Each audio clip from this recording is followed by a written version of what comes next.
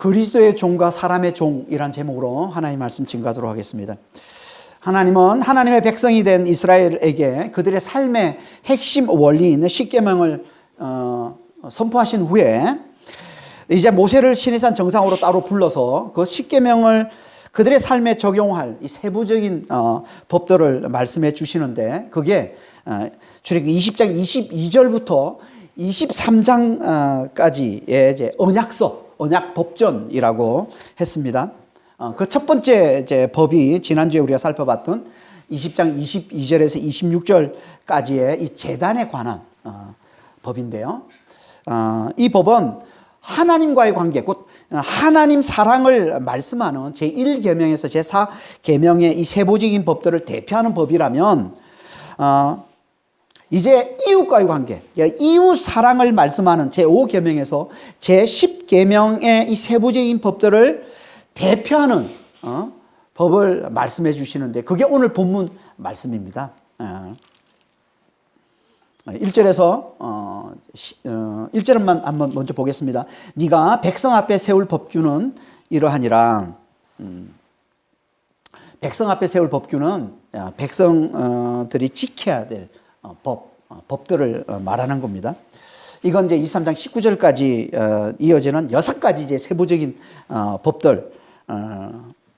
법들에 대한 이제 표제 역할을 하는 겁니다. 이제 제목 역할을 하는 거예요.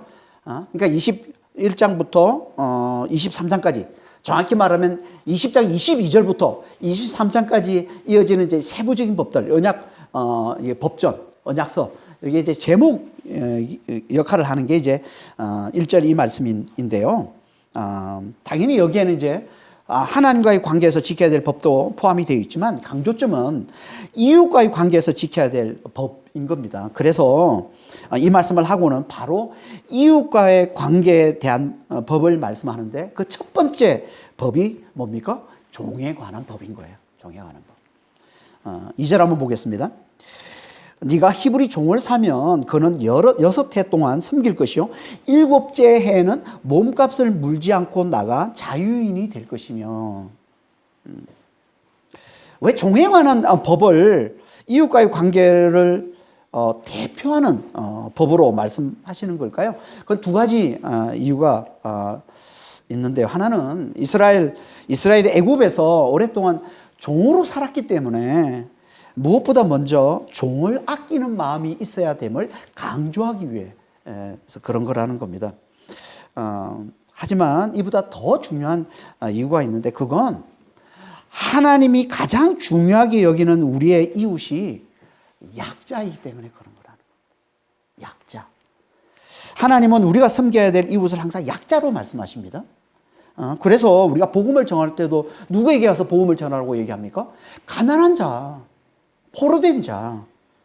이사야서 61장 1절입니다. 주 여호와의 영이 내게 내리셨으니 이는 여호와께서 내게 기름을 부으사 가난한 자에게 아름다운 소식을 전하게 하려 하심이라. 나를 보내사 마음이 약한 자를 고치며 포로된 자에게 자유를, 갇힌 자에게 노임을 전하며. 하나님은 구원의 복음을 약자들인 가난한 자, 포로된 자, 마음이 상한 자, 갇힌 자에게 전하라고 말씀하고 있는 거예요. 하나님은 항상 약자에 관심이 있습니다. 하나님이 우리의 이웃을 약자로 말씀하시는 대표적인 본문이 신약에도 있는데, 그게 누가복음 10장 25절 이하에 나오는 선한 사마리아인 비유 말씀인 겁니다. 한 율법 교사가 예수님이 가장 큰 계명이 하나님 사랑과 이웃 사랑이다 이렇게 말씀을 하자, 그 율법 교사가 예수님께 이렇게 묻죠. 그럼 제 이웃이 누굽니까? 이렇게 묻습니다. 그랬더니 예수님께서 거기에 대답하시면서 주신 비유의 말씀이 선한 사마리아인 비유인 거예요. 선한 사마리아인 비유, 우리가 다 잘 알지 않습니까? 한 사람이 예루살렘에서 이제 여리고로 내려가다가 강도를 만났어요. 맞아가지고 거의 죽을 지경이 됐는데, 그때 그 옆을 지나는 제사장이 있었고 레위인이 있었는데, 그들은 다 그걸 보고 그냥 피해갔다는 거예요, 다. 그런데 한 사마리아인이 그 길을 지나가면서 그걸 보고는 그를 불쌍히 여겨서 그러니까 강도 만난 자는 유대인인데 사마리아인은요 유대인의 철저히 원수입니다. 상종을 안 하는 자. 그런데 사마리아인이 그걸 보고는 불쌍히 여겨서 그를 주막에 데려가서 정성껏 돌보고 다음날 주막 주인에게 돈을 주면서 대신 잘 돌봐달라고 부탁까지 하는 그런 선행을, 그런 자비를 베풀더라는 거예요. 그리고는 예수님이 그 율법 교사에게 얘기합니다. 그 강도 만난 자의 이웃이 누구냐? 이렇게 물어봅니다. 그랬더니 그 율법 교사가 자비를 베푼 자이다. 그러니까 예수님이 뭐라고 그래요? 너도 가서 이와 같이 해라. 이와 같이 행하라. 이게 이제 예수님의 선한 사마리아인 비유의 말씀인 거죠. 그러니까 예수님이 지금 우리의 이웃이 누구라고 얘기합니까?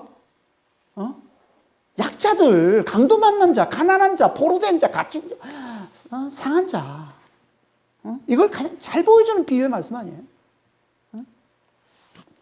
항상 하나님은 우리가 섬겨야 될 우리의 이웃을 약자로 말씀을 하십니다. 그래서 오늘 본문에서도 이웃과의 관계를 대표해서 나타내는 법을 당시 사회에서 가장 천대받고 가장 멸시받던 이 종에 관한 법으로 주시는 거예요. 여기 종은요, 당시 사회에서 가장 대표적인 약자인 전혀 인격적인 대우를 받지 못하는 노예를 말하는 겁니다. 노예.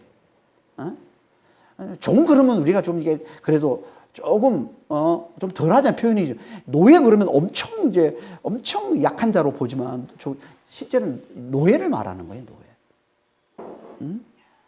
지금은 뭐 인권이 발달돼서 또 과학 문명이 발달이 돼서 뭐 노예가 없죠, 지금. 뭐 인도 같은데 뭐 불가주 천민이라고 해서 노예 취급을 받는 사람이 있다고 하지만 여전히 대부분의 나라는 이제 없습니다, 이런. 하지만 고대는 아니었던 거야. 고대는 인격적인 대우를 받지 못하는 노예가 부지기수였어요. 부지기수. 이거 왜 그랬을까요? 그건요, 그들이 당시에 사회를 굴러가게 만드는 노동력을 제공하는 존재들이기 때문에 그런 거예요. 산업혁명 이후에 기계가 발달된 이후에는 기계가 노동력을 제공해주기 때문에 사람의 도움이 필요 없었지만, 이제 필요 없게 됐지만, 그 전에는 아니었던 거예요. 그전에는 사람이 다 노동력을 제공해야만 했던 거예요. 그런데 돈 있는 사람이 자기가 왜 노동력을 제공해요? 그러니까 돈 있는 사람들이 약한 자들을 착취해서 그들을 자기 대신 노동력을 제공하도록 그렇게 착취하게 된 것이 이제 이 노예 시초인 거죠. 그래서 시민들이 수많은 약한 자들을 노예로 부리면서 그들 대신 어렵고 고되고 힘든 일, 위험한 일, 이런 일을 대신 하게끔 한 거 아닙니까? 그렇게 사회가 돌아가고 국가가 돌아가게 만든 거죠. 그러니까 노예가 많을 수밖에 없는 거예요, 고대에는. 아니, 고대가 뭐예요? 100년 전. 우리 100년 전만 해도, 우리 20세기 초까지만 해도 조선시대 여전히 노예가 있었잖아요. 노비들이 있었지 않습니까? 얼마 안 됐어요. 사람이 이렇게, 노예가 없어진 지가 얼마 되지 않았습니다. 이런, 너무나 정말 멋진 세상을 우리가 살고 있는 이거는 얼마 되지 않았습니다. 정말 우리가 잘 알아야 돼요. 예. 그럼 대체 누가 노예가 됐을까요? 누가? 두 가지 경우가 있는데요. 하나는 전쟁 포로가 됐을 때. 전쟁에서 성전국은 항상 이 패전국의 많은 사람들을 포로로 잡아가죠. 왜 포로로 잡아갑니까? 자기들 노예로 삼으려고 그러는 거예요. 우리도 병자호란 때 얼마나 많은 사람들이 포로로 잡혀갔습니까? 그래서 그 땅에서 정말 노예살이 했던 사람들이 얼마나 많습니까? 우리 조상들 중에. 그러니까 다 노예였던 겁니다. 그리고 또 한 가지 루트가 있는데 그거는 경제적으로 너무 가난해서 먹고 살 수 없는 경우. 너무 가난해서 먹고 살 수 없으면 남의 종이 돼서라도 먹고 살려 했던 겁니다. 그래서 요셉이 애굽의 종이었을 때 7년 기근으로 인해서 애굽 백성들이 도저히 먹고 살 수가 없으니까 요셉에게서 와서 뭐라고 그럽니까? 창세기 47장 19절에 우리가 어찌 우리의 토지와 함께 주의 목전에서 죽으리까 우리 몸과 우리 토지를 먹을 것을 주고 사소서 우리가 토지와 함께 바로의 종이 되리니 우리에게 종자를 주시면 우리가 살고 죽지 아니하며 토지도 황폐하게 되지 아니하리라. 남의 종이 돼서라도 먹고 살려 하는 게 이게 인간인 거죠. 이 두 가지 경우 중에 오늘 본문에 나오는 히브리 종, 히브리 종은요, 이스라엘 백성 중에 종이 된 자를 말하는 거예요. 그러니까 이스라엘 백성들에게 지금 자기 동족이 종이 됐을 경우를 지금 말씀을 하고 있는 겁니다. 그럼 대체 이 종은 어떻게 종이 되는 걸까요? 당연히 가난해서 종이 된 거겠죠.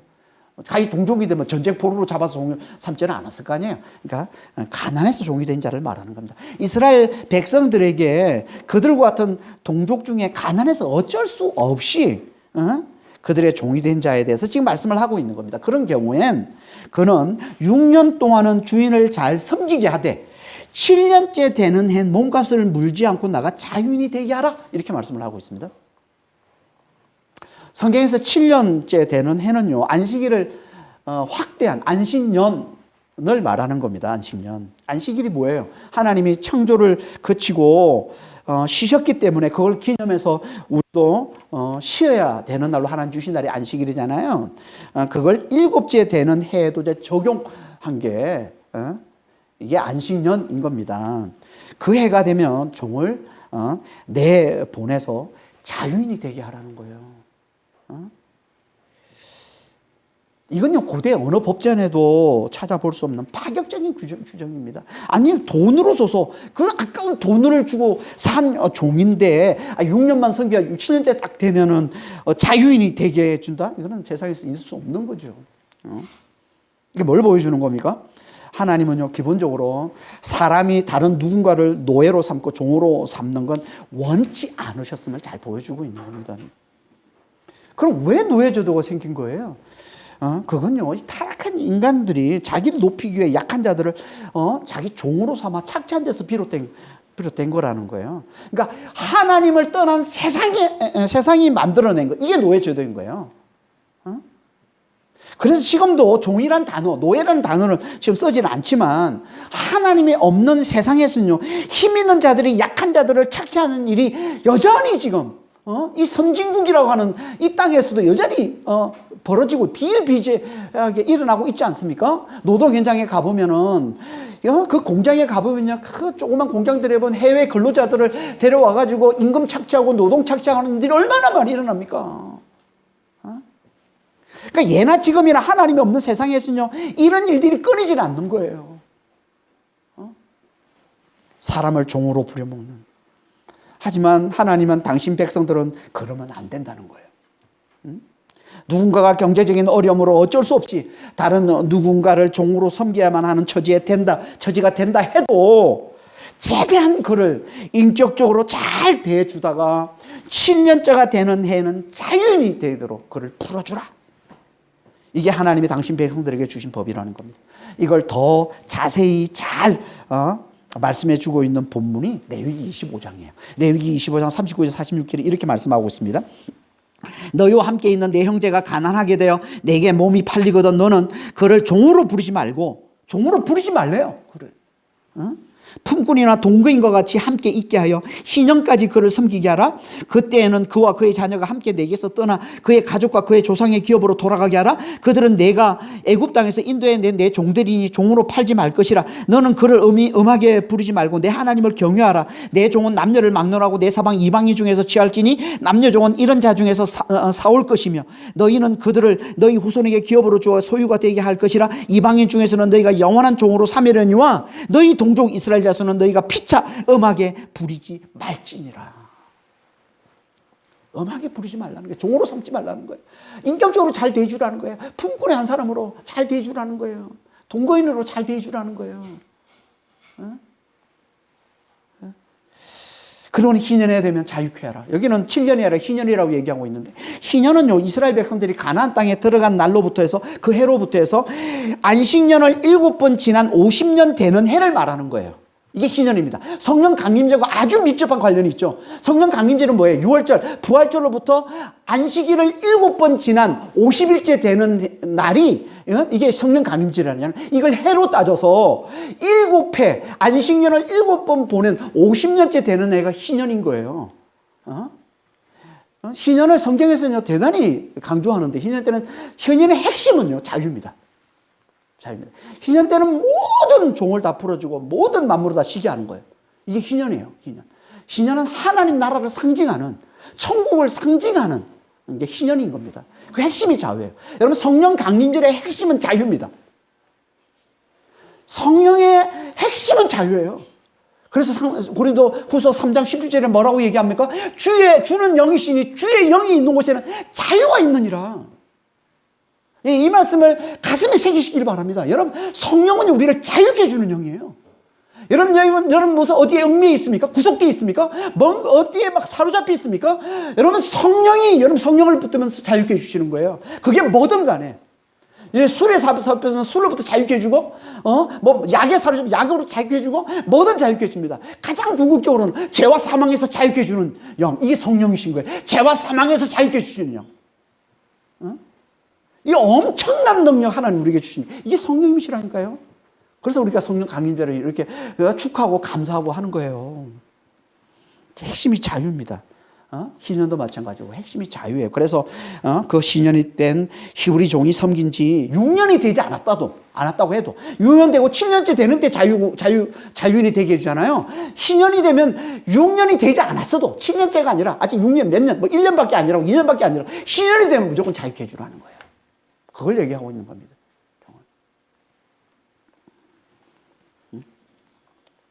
그러니까 그들을 종으로 부리지 말고 엄하게 대하지 말고 정말 동거인처럼 함께 사는 사람처럼 품꾼처럼 그렇게 잘 대해주는 인격적으로 잘 대해주라는 거예요. 그들은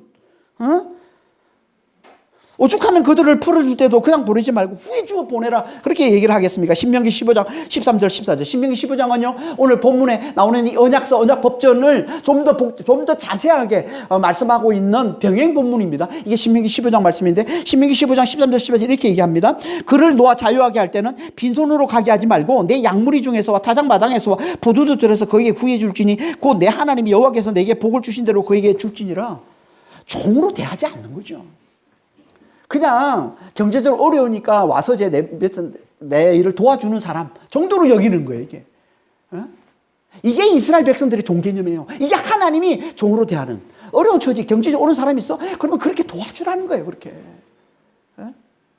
제발 종으로 부르지 말라는 거예요, 사람들은. 누구를 종으로 부리라고?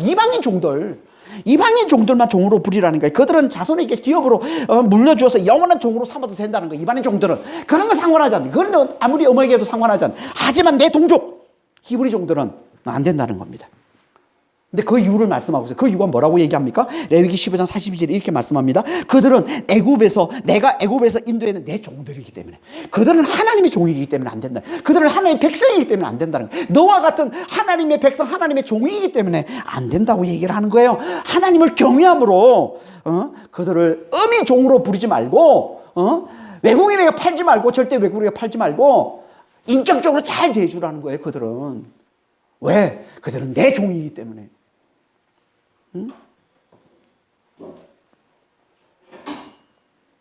그러니까 뭘 얘기하는 겁니까? 진짜 중요한 건 그가 하나님의 종이 된 거라는 거예요. 하나님의 종이. 하나님의 백성, 하나님께 구원받아서 하나님 백성이 되고 하나님의 종이 된 거. 이게 진짜 중요한 것이지. 그가 너의 종이 되고 안 되고 이게 아니라는 거예요.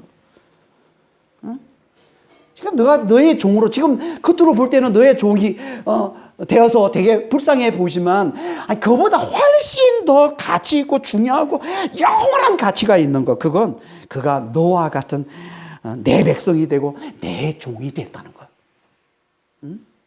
이걸 깨달으라는 거. 이걸 알고 이걸 잘 깨닫고 그를 종으로 부르지 말라. 이걸 제일 깨달으면 그가 나와 같은 하나님의 백성이요 나와 같은 종인 줄 하나님의 종이라는 걸 잘 깨달으면 우리는요 하나님의 종된 하나님의 백성이 된 사람을 좀 경제적으로 어렵다고 그래서 약자가 됐다고 그래서 그걸 무시하고 막 엄히 부리고 절대 그렇게 대하지 않습니다. 정말 하나님의 백성된 하나님의 종된 이 가치를 제대로 알고 있으면 그도 나와 같은 하나님의 백성인 하나님 종인데 어떻게 그 하나님 종된 자를 내가 어떻게 그렇게 엄하게 부려 그렇게 되는 거예요. 지금도 마찬가지예요. 지금도 사회에서 보면 잘 나가는 사람이 있고 못 나가는 사람이 있잖아요. 약자도 있고 강한 사람도 있잖아요. 그런데 얼마나 우리가 강한 자들이 약자를 무시하고 잘 나가는 사람들이 잘 못 나가는 사람들을 얼마나 멸시합니까? 그러지 말라는 거야 하나님 백성들은. 그것도 하나님 백성이 하나님 종이야. 너와 똑같은 하나님 백성 하나님 종이라는 거예요. 그게 진짜 가치가 있는 거고, 그게 진짜 중요한 것이지. 지금 잠깐 너 눈앞에 경제적으로 어려움 때문에 지금 너의 도움을 좀 받고 있는 그건 아무것도 아니라는 거예요. 그걸 말씀하고 있는 겁니다. 그래서 신약에서도 이걸 좀 더 강조해서 이렇게 말씀을 하고 있는데, 고린도서 7장 20절 24절입니다. 각 사람은 부르심을 받은 그 부르심 그대로 지내라. 내가 종으로 있을 때에 부르심을 받았느냐 염려하지 말라. 그러나 네가 자유롭게 될 수 있거든 그것을 이용하라. 주 안에서 부르심을 받은 자는 종이라도 주께 속한 자유인이요 그와 같이 자유인으로 있을 때 부르심을 받은 자는 그리스도의 종이니라. 너희는 값으로 사신 것이니 사람들의 종이 되지 말라. 형제들아, 너희는 각각 부르심을 받은 그대로 하나님과 함께 거하라. 한마디로 무슨 얘기예요? 자유인이 될 수 있으면 자유인이 되라. 그걸 사회에서 자유인이 되도록 해라. 하지만 종으로 있어도 괜찮다. 이 얘기를 하고 있는 거죠. 자유인이 될 수 있으면 자유인이 돼. 하지만 자유인이 못 된다고 그래도, 종으로 남아있고 노예로 남아있다고 그래도 괜찮아. 이렇게 말씀하고 있는 거예요. 그러면서 그 이유를 뭐라고 얘기해요? 주께 속한 자유인이니까. 그리스도의 종이니까 우린 다. 그렇게 얘기하고 있는 게 지금. 주께 속한 자유인. 그리스도의 종, 같은 말입니다. 같은 말. 주께 속한 자유인이 뭐예요? 죄와 사망에서 자유케 해야 되는 자를 말하는 거예요. 죄와 사망에서 자유, 이게 주께 속한 자유인이에요. 우리는 자유인이 죄와 사망에서 자유케 된 자예요. 그리스도의 종은 뭘 말하는 겁니까? 죄와 사망에서 우리를 자유케 해주신 그리스도의 사랑을 알고 그렇게 사랑으로 서로 섬기는 사랑의 종이 된 걸 말하는 거예요. 사랑의 종. 이게 그리스도 종인 겁니다. 그래서 요한복음 13장 34절에 내가 너희를 사랑한 것 같이 너희도 서로 사랑하라. 갈라디아서 5장 13절에 오직 사랑으로 서로 종로로 살아. 이게 그리스도의 종이 되는 거예요. 이게 사랑의 종이 되는 거란 말이에요. 그러면 그는 겉으로 사람의 종이어도, 그리스도의 종이 되어 있으면 그는 겉으로 사람의 종이어도 괜찮다는 거예요. 실은 그는 그리스도의 종이라는 거예요. 사람의 종이 아니라.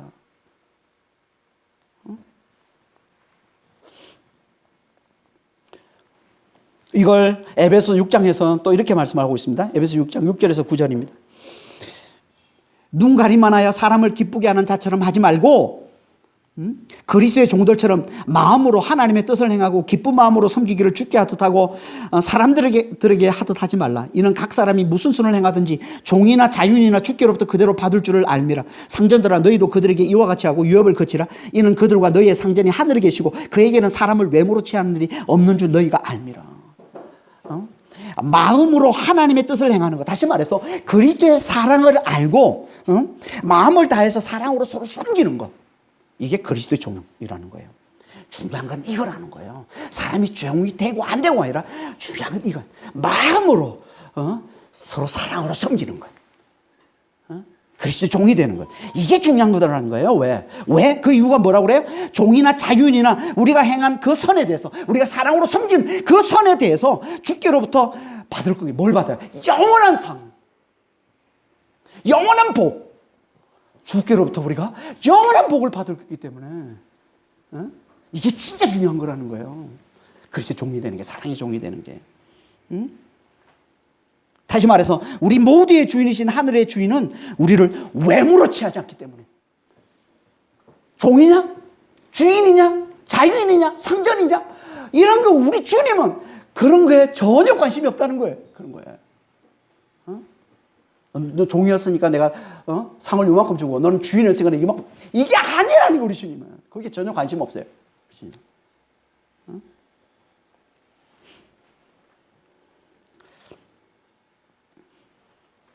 그러니까 중요한 건 정말 그리스도의 사랑을 알고 서로 사랑으로 섬기는 그리스도의 종이 되는 그런 겁니다. 그리스도의 종이 되는 거예요. 그에게 영원한 상이 주어지기 때문에 그게 진짜 중요한 것이지 다른 건 괜찮다는 거예요. 다른 거 지금도 마찬가지입니다. 지금도 하나님 우리가 그리스도의 종이 되는 것 중요하게 보십니다. 사람이 종이 되고 안 되고 그렇게 중요하게 보지 않습니다. 우리하고는 너무 다르죠. 우리는 사람의 종이 되고 안 되고가 너무 중요하잖아요. 우리는 그렇잖아요. 내가 사람 밑에 있느냐, 사람 위에 있느냐, 이거 얼마나 중요하게 봅니까? 내가 더 강한 자가 되느냐, 내가 더 힘 있는 자가 이거 얼마나 중요하게 봅니까? 우리 하나님은 그거 아니라는 거예요. 그런 하나님 관심 없다는 거예요. 그리스도의 종이 되는 것만 관심이 있다는 우리 하나님은.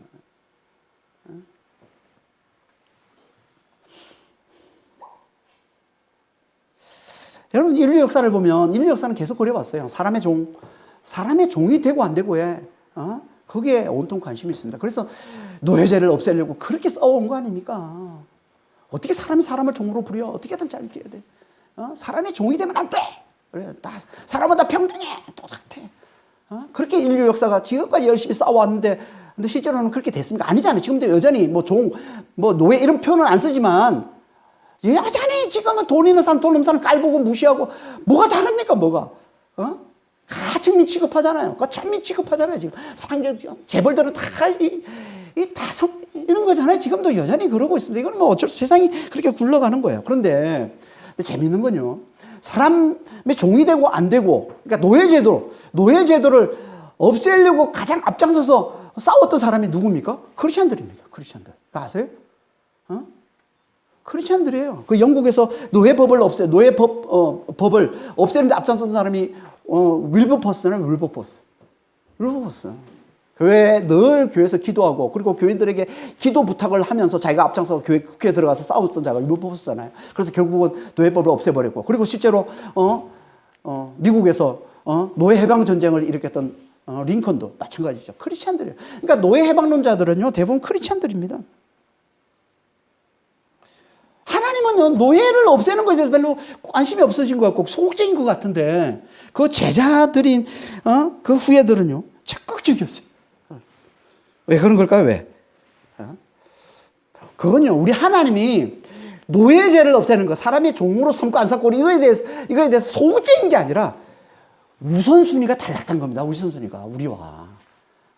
우리는 당장 눈에 드러난 사람을 종으로 삼는 걸 없애는 게 우리의 관심이 있지만, 우리 하나님은 그게 아니에요. 그거는 그렇게 중요하게 안 봤어요. 아니, 그거는 별로 의미 없게 보신 거예요. 진짜 노예죠. 사람을 종으로 삼는 걸 없애려면 그 마음이 변해야 된다고 보신 거예요. 그 중심이 바뀌어야 된다고 보신 거예요. 그 영이 바뀌어야 된다고 보신 거예요. 그래서 우리 하나님은 거기에 집중하신 겁니다. 마음이 변화. 영을 바꾸시는데, 그 마음을 바꾸시는, 거기에 집중하신 거죠. 그 마음의 변화, 그게 회개잖아요. 그래서 예수님께서 회개하라 천국이 갖고 왔다 그러는 거 아니에요. 마음의 변화에 우리 주님이 관심을 두신 건, 거기에 집중하신 건. 그래서, 하나님의 나라고 하나님의 사랑과 능력을 전하고 가르치고 그걸 깨우쳐 주는 일에 집중하신 것이고, 그리고 십자가와 부활로 하나님의 사랑과 능력을 드러내시는데 거기에 집중하신 거예요, 우리 주님은. 그리고는 주님을 믿고 주님을 따르는 그 제자들에게 성령을 부어주셔서 그 제자들로 하여금 이제 그 하나님의 사랑, 그 하나님의 사랑을 확실히 잘 깨닫게 하시고는 적극적으로 그 사랑을 드러내는 삶을 살게 한 거죠. 그게 지금까지 세상을 변화시켜 온, 점진적으로 이 세상을 변화시켜 온 지금까지 이어지고 있는 기독교 운동인 겁니다. 그러니까 하나님이 관심이 없는 게 아니라, 소극적인 게 아니라 그 중심이 바뀌어야 그 삶이 바뀌고 그 행동이 바뀐다는 걸 아시기 때문에 중심을 바뀌신 거예요. 지금도 마찬가지입니다. 왜 우리가 복음을 전합니까? 왜 우리가 하나님의 사랑을 전해요? 그걸 깨달아야, 그걸 알아야 우리가 진짜 사랑하는 사람이 되거든요. 우리가 진짜 약자들을 도와주는, 연약한 자들을 세워주는 자가 될 수 있기 때문에 그런 거예요. 지금도 마찬가지입니다. 그래서 지금까지 이렇게 세상에 연약한 자들을 세워주고 사랑으로 섬기는데 앞장선 자들은 크리스찬들이었던 겁니다. 병원을 세워주고 학교를 세워주고, 그렇지 않아요? 우리나라도 들어와가지고 병원 세워준 게 다 크리스찬들 아니에요. 선교사들이잖아요. 전 세계가 마찬가지입니다. 하나님이 그렇게 세상을 바꾸고 가시는 거예요. 이렇게. 점진적으로. 그러니까 진짜 중요한 건 뭐라고요? 성령으로 말미암아 하나님의 사랑을 잘 알고 그 사랑을 드러내는 그리스도의 종이 되는 거예요. 그 그리스도의 종이 되면은 모든 상관이 없다는 거예요. 내가 지금 종으로 있든 자유인으로 있든 주인으로 있든 아무 상관이 없다는 거예요. 어떤 위치에 있다 하더라도 그건 사람의 종이 아닌 거예요. 그리스도 종인 것이지. 하나님의 사랑을 알고 그 사랑으로 서로를 섬기는 그리스도의 종이 되어 있으면 그는 지금 어떤 위치에 있다 하더라도 그는 사람의 종이 아니라 하나님의 종이라는 겁니다. 하나님부터 놀라운 영원한 상을, 보상을 받을 하나님의 종이라는 겁니다. 반대로 우리가 아무리 지금 뭐 종이 아닌, 사람의 종이 아닌 뭐 주인의 위치고 자유인의 위치에 있다 할지라도 우리가 그리스도의 종이 아니면 우리는 사람의 종인 겁니다. 사람의 종이 별거 아니에요. 사람이 볼 때만 그 사람을 기쁘게 해주는 거야. 안 볼 때는 자기를 위해 살고, 그게 사람의 종이에요. 사람 앞에서만 사람을 잘 대해주는 거야. 그래서 이게 눈가림이라고 그러잖아, 눈가림만 하는 거야. 아이 서비스만 하는 거야. 영어로 아이 서비스. 그러니까 볼 때만 잘해주는 거예요. 여러분, 그거 아니에요? 이게 다 사람의 종이에요. 안 볼 때는 자기를 위해 살아. 자기 욕심을 태우는 삶을 살아. 이게 다 사람의 종인 겁니다. 이게 세상 모습 아닐까요? 지금? 지금 정치인 지금 선거 시즌인데 정치인들이 다 그러잖아요, 지금. 다 자기 이속만 챙기고 있는 거 아니에요? 지금 선거가 다가오면 마치 여기를 위해서, 이 지역을 위해서, 이 여기를 위해서 자기가 분불쇄신, 충성을 다하리라. 선거 끝나보세요. 씹딱 닿습니다. 그거예요, 지금 이 세상은. 이게 세상이에요. 그리스도의 종이 아니면 우리는 다 사람의 종인 거예요, 다. 진짜 중요한 건 그리스도의 종입니다. 종이 되는 거죠. 이걸 말씀해 주시는 게 정말 약자를 돌아보고 약자를 하나님의 사랑으로 섬기는 자가 되는 이 말씀을 담아서 우리에게 전해주는 말씀. 이게 오늘 본문의 히브리 종은 6년 동안 섬길 것이요 7년째는 반드시 자유인이 되게 하라는 종용하는 법이라는 겁니다. 그럼 그 가족은 어떻게 되는 걸까요? 그 가족은.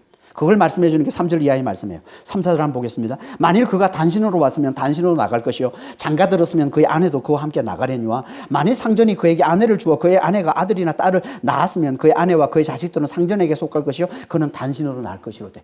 3절 말씀은 문제가 없는데 이 4절 말씀은 좀 걸립니다. 그렇죠? 이 말씀은 어떤 말씀이냐면요. 종이 왔어요. 혼자 들어왔어요. 그런데 종으로 이제 들어와서 그 주인이 종에게 결혼을 시켜준 거예요. 누구와? 그 여종과. 그 집에. 여종은요, 그 주인의 소유입니다. 종은 항상 그 주인의, 당시에 종은, 노예는 사유물이에요. 재산이에요. 주인의. 소유란 말이에요. 소유인 여종과 결혼을 시켜준 거예요. 그래서 가정을 이루고 자식을 놓은 거예요. 그런데 7년이 됐어. 남종은 이제 7년이 됐으면 나가야 되잖아요. 그럼 가족은, 그 아내는 주인의 여전히 주인의 소유인 거예요.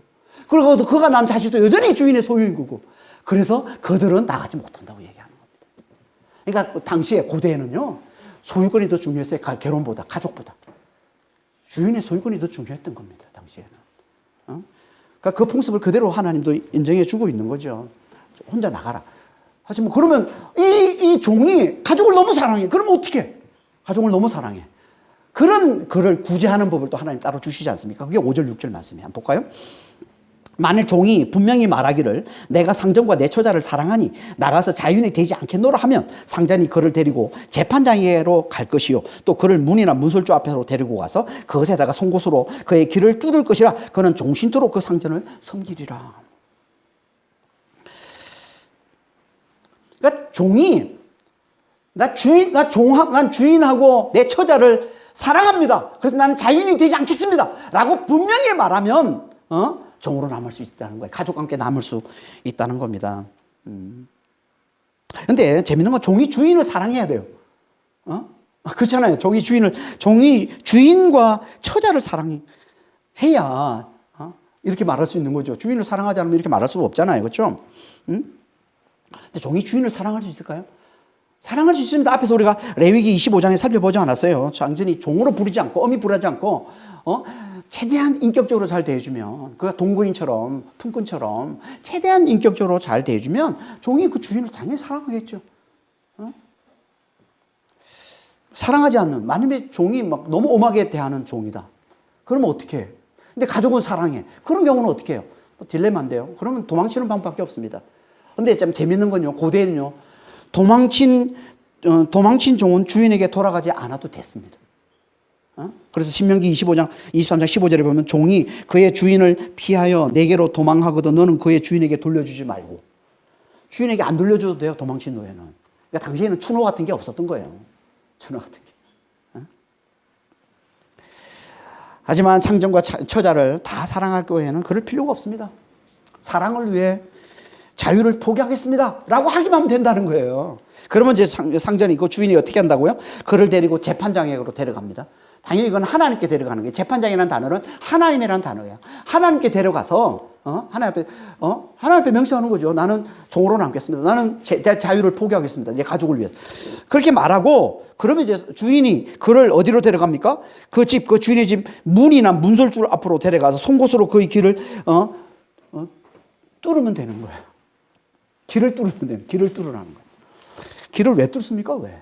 이건요, 상징적인 표현입니다. 종이 그 집의 종으로 계속 남아 있겠다는, 그 주인을 사랑해서 그 주인의 말을 계속 잘 들으며 살겠다는 걸 상징적으로 보여주는 그런 의식인 겁니다. 길을 뚫는 거. 근데 이 의식 속에는, 이 길을 뚫는 이 의식 속에는 복음이 숨겨져 있습니다. 그래서 하나님도 이거에 빌어서, 이 의식을 빌어서 하나님 말씀을 잘 듣는 자의 비유로 하나님이 쓰십니다. 그게 시편 40편 6절 말씀이에요. 시편 40편 6절에 보면 이렇게 말씀하고 있습니다. 주께서 내 길을 통하여 내게 들려주시기를. 내 길을 통하여라는 이 말은요, 길을 뚫어서 이런 말이에요. 길을 뚫어서. 그러니까 이건 하나님의 말씀을 잘 듣는 하나님의 종을 비유하는 말씀인 거죠. 하나님을 사랑해서, 하나님의 사랑을 잘 알고, 그 사랑이 너무나 많으신 그 하나님을 사랑해서 난 영원히 하나님 집에 남겠다고, 난 영원히 하나님 종으로 남겠다고, 영원히 하나님 말씀만 듣겠다고 하는 이 하나님의 종됨을 비유하는 게 뭐예요? 이 길을 뚫는 겁니다.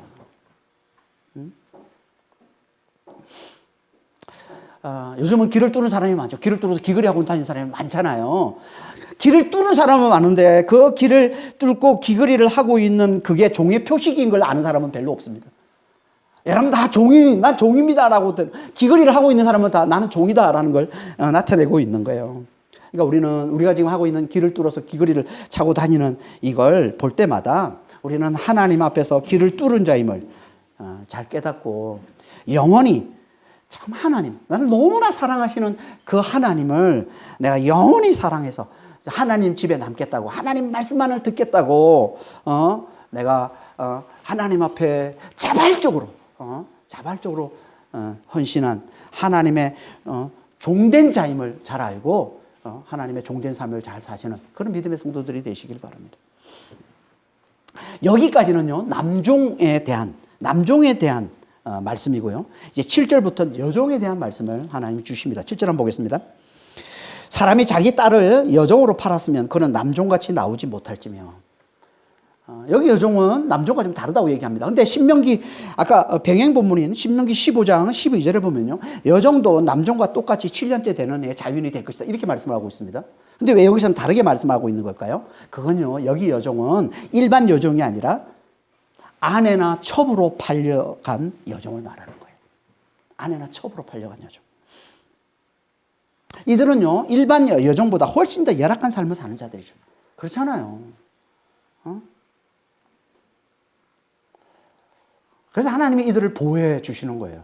그래서 주시는 말씀이 이 말씀이에요. 7년째가 돼도 남종과 같이 나오지 못한다. 이건요, 그들의 자유를 억압하기 위해 주시는 말씀이 아니라 그들을 보호하기 위해 주시는 규정이에요. 여러분, 남편에게 버림받는 건 고대 당시에 가장 큰 불행입니다. 당시에는 여자 혼자서는 살 수가 없어요. 남편에게 버림받으면 곧 여자는 죽은 목숨이에요. 자기 몸을 파는 상녀가 되지 않는 일이, 할 수 있는 일이 없습니다, 여자는. 고대 당시에는. 그래서 남편으로 버림받은 여자가 가장 불쌍한 여자라고 그러는 거예요.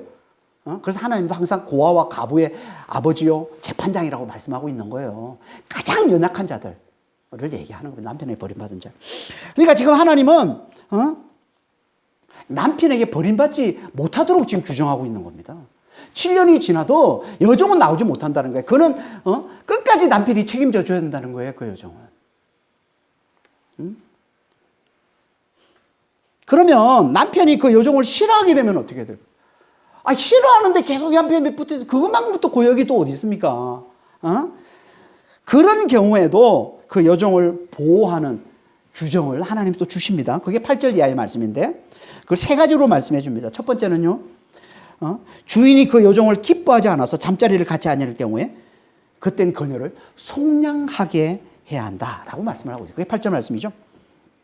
만일 상전이 그를 기뻐하지 아니하여 상관하지 아니하면 그를 속량하게 할 것이나 상전이 그 여자를 속인 것이 되었으니 외국인에게는 팔지 못할 것이요. 속량하게 한다라는 이 말은요, 몸값을 치르고 내보내라 이런 뜻이에요. 몸값을 치르고 내보내. 다시 말해서 몸값을 얹어서 그녀의 아버지에게 돌려보내라는 거예요. 이게 속량하게 하는 거예요. 이건 그를 속인 거잖아요. 내가 내 아내로 내 여종을 돈을 주고 산 거예요. 그럼 내가 데리고 살아야죠. 근데 내가 기뻐하지 않아. 그래서 잠자리도 같이 안 해. 그러면요, 속이게 되기 때문에 그럴 경우에는 몸값을 얹어서 그 아버지에게 돌려주라는 거예요. 그 여자를. 하나님께서 그 여종을 보호하는 규정을 하나님 이렇게 주시는 겁니다. 두 번째는요, 아들이 그 여자를 좋아해서, 그 여종을 좋아해서 마음에 들어 하면, 그래서 아들에게 주기로 한 경우에는 그땐 그녀를 딸같이 대해야 한다. 이렇게 말씀하고, 그게 9절 말씀이죠. 만일 그를 자기 아들에게 주기로 하였으면 그를 딸같이 대우할 것이요. 그리고 마지막 세 번째는요, 주인이 다른 여자에게 장가갈 경우에 그땐 그래도 그녀에게 음식과 의복과 동침하는 걸 끊어서는 안 된다. 이렇게 말씀하고, 그게 10절 11절이에요. 만일 상전이 다른 여자에게 장가들지라도 그 여자의 음식과 의복과 동침하는 것은 끊지 말 것이요. 그가 이 세 가지를 시행하지 아니하면 그 여자는 속전을 내지 않고 그저 나가게 할 것이니라. 그러니까 속전 안 내고 집으로 돌아가면 된다는 거 이렇게 안 해주면, 여기 동침하다라는 이 단어는요, 잠자리를 같이 하는 단어와 좀 다른 단어인데, 이거는 부부관계와 함께 자녀를 낳는 걸 얘기하는 거예요. 자녀를 낳는 걸. 그러니까 그런 경우라도 다른 여자를 아내를 취해요. 그래서 여종을 어떻게 보면 첩으로 두는 그런 경우라도 그 여자로서의 삶을 살 수 있도록 최소한의 생존권을 보장해 주라는 거예요. 지금은 말이 안 되는, 있을 수도 없는 이런 법이지만, 고대엔요, 이런 비참한 삶을 살던 사람이 너무나 많았던 거예요. 그러니까 이런 너무나 비참한 삶을 사는 너무나 연약한 자들을 보호해 주기 위해 하나님께서 이런 법을 만들어 주시는 겁니다. 그러니까 연약한 자들을 보호해 주는 파격적인 법을 하나님이 지금 주고 계신 거죠. 이게 하나님이 주시는 종에 관한 법입니다. 하나님께서 이 말씀을 통해서 오늘 우리에게 주시는 도전이 뭡니까? 하나님은 연약한 자들을 돌보시는 하나님이시라는 거예요.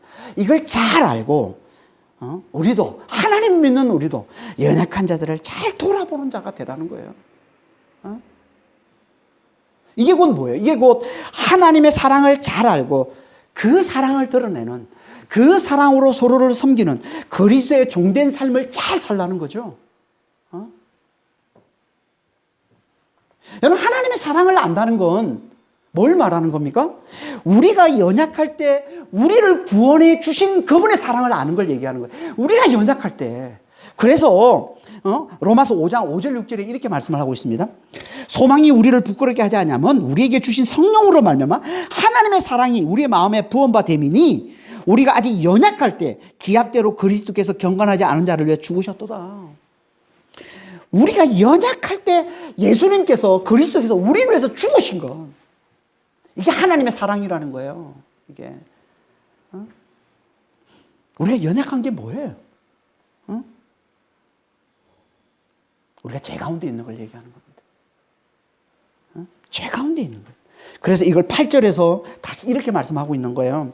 우리가 아직 죄인 되었을 때 그리스도께서 우리를 위하여 죽으심으로 하나님께서 우리에 대한 자기 사랑을 확정하셨느니라. 그러니까 죄와 사망에서 벗어날 수 없는 이 죄와 사망의 종이 된 것, 이게 세상에서 가장 큰 연약함인 거예요.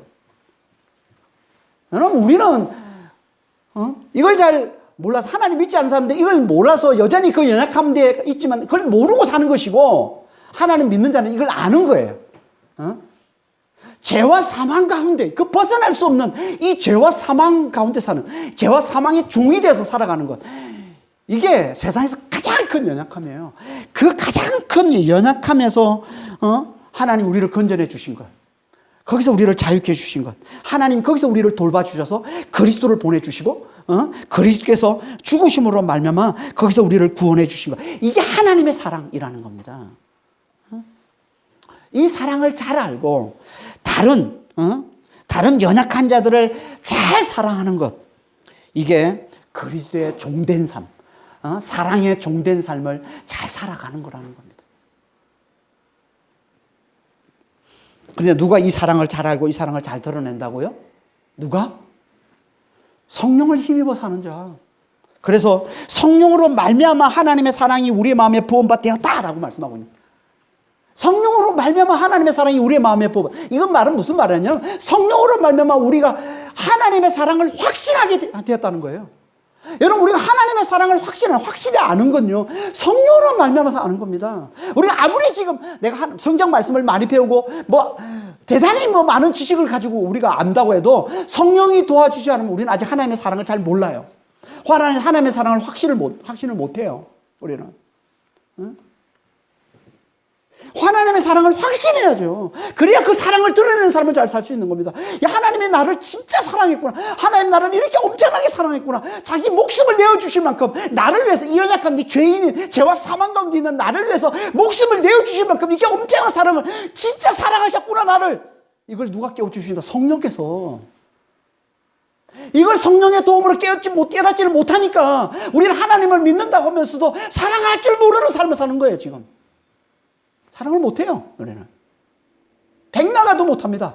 성령이 도와주지 않으면. 성령으로 말미암아 하나님의 사랑이 마음에 부음바 되었다고 얘기하는 거예요. 그리고 또 성령으로 말미암아 우리는 그 사랑을 드러내는 삶을 사는 거예요. 그래서 사랑이 뭐라고 그래요? 성령의 열매라고 하는 겁니다. 로마서 5장 2절에 오직 성령의 열매는 사랑과 희락과 화평입니다. 사랑은 성령의 열매예요. 성령이 드러내는 거란 말이에요. 그 사람에게 가서 왜 사랑하지 못해? 이러면 그건 뭐예요? 번지수가 잘못된 거예요. 그 안에 성령이 아니에요. 성령이 도와주지 않기 때문에 사랑이 안 나오는 거예요. 그러니까 기도해야죠. 그런 영혼들을 보면. 하나님 함께 하셔서, 성령님이 함께 하셔서 사랑을 알게 해주시고 하나님의 사랑을 알게 해주시고 하나님의 사랑이 그 속에서 나올 수 있도록 도와주세요. 기도해야 되는 거지. 왜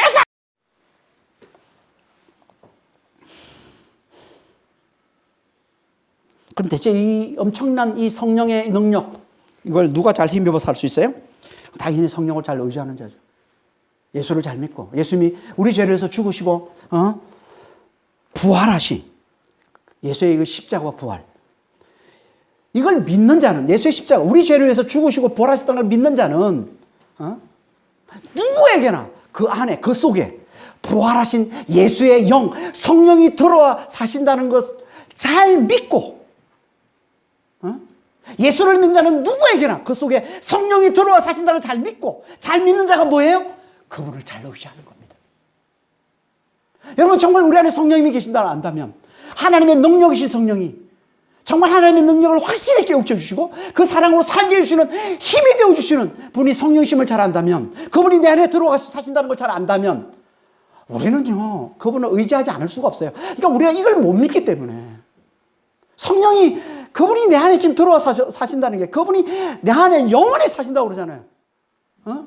요한복음 14장 15절 16절 말씀이 그거잖아요. 성령이 오시면 영원히 우리와 함께 하신다고. 우리 안에 들어와 영원히 사시는 거예요. 그래서 그분이 우리의 진짜 나라고 얘기하는 거예요. 성령님이 진짜 나라는 거예요. 그러니까 우리는 무의식적으로 나를 의지하며 살잖아요. 그만큼 예수를 믿는 사람은요, 그만큼 우리 안에 성령님이 사신다는 진짜 나름을 알고 그분을 의지하며 사는 자, 이게 진짜 예수를 제대로 잘 믿는 자예요. 이렇게 성령을 힘입어 사는 자가 돼야만 우리가 하나님의 사랑을 제대로 잘 알고 그 안에서 자유하며 죄와 사망에서 자유케 주신 검정한 사랑의 능력을 잘 누리면서 이웃을 사랑하는 삶, 약자들을 섬기는 삶을 잘 살아낼 수 있습니다. 성령 강림 주일을 맞이해서 오늘 하나님께서 우리에게 강력히 도전하시는 게 이겁니다. 강력히 도전하시는, 내가 너에게 준 가장 좋은 선물, 그 성령을 잘 알아보고 그게 너와 함께하고 있다는 거, 영원히 너와 함께 하시면, 영원히 너 안에서 너를 떠나지 않고 너와 함께함을 잘 알고, 그게 진짜 너라는 걸 잘 알고 그분을 의지하는 삶을 잘 사는 자가 되라. 이게 성령 강림제를 맞이해서 하나님 우리에게 주시는 강력한 도전인 겁니다. 이 도전을 잘 받아서 정말 성령님이 내 안에서 진정한 나가 되셔서 내 안에서 영원히 사심을, 내 힘이 되어 주셔서 사심을 잘 알고 그분을 잘 의지함으로 하나님의 사랑을 잘 깨닫고, 하나님의 사랑, 나를 죄인이었을 때 나를 사랑하신, 영원토록 나를 사랑하시는, 영원토록 나를 돌봐주시는 그 하나님의 사랑을 잘 깨닫고 그 사랑을 잘 드러내는, 그 사랑으로 연약한 이웃들을, 약자들을 잘 섬기는, 잘 돌보고 도와주는 그런 그리스도의 종, 사랑의 종이 되기로 결심하고 다짐하는 그런 믿음의 성도들이 다 되시길 예수님으로 축원합니다. 기도하겠습니다. 하나님 아버지, 종도를 보호하는 법을 통해 하나님은 약자를 보호하시고 약자를 돌보시는 사랑의 하나님이심을 깨닫게 주시니 감사합니다. 그래서 우리도 세상에서 가장 연약함 가운데 있을 때, 죄와 사망에서 벗어나지 못해서 그 종된 삶을 살아가고 있을 때 우리를 찾아오셔서, 예수 안에서 우리를 찾아오셔서 우리를 구원해 주셨음을 정말 잘 깨닫고 그 사랑을 누리면서, 그 자유를 누리면서 아버지 하나님, 다른 연약한 자들을 잘 돌아보는 그런 사랑의 종, 그리스도의 종이 되는 삶을 잘 살아갈 수 있도록 저희를 축복해 주시고 주님 인도하여 주시옵소서. 정말 성령 감임제를 맞이해서 아버지 하나님, 하나님 우리에게 주시는 이 도전, 우리 안에 오신 사랑을 확신케 하고 사랑의 열매를 맺게 해주시는 성령님이 우리 안에 사심을, 우리 안에서 영원히 우리를 떠나지 않고 진정한 나로 우리 안에 사심을 잘 깨닫고 그분만을 잘 의지하는 자가 되겠다는 아버지 하나님 이 믿음을 주 앞에 잘 올려드리는 그런 믿음의 성도들이 다 되기를 원합니다. 주님 저희를 축복하여 주시옵소서. 감사하며 우리 주 예수 그리스도로 기도합니다. 아멘.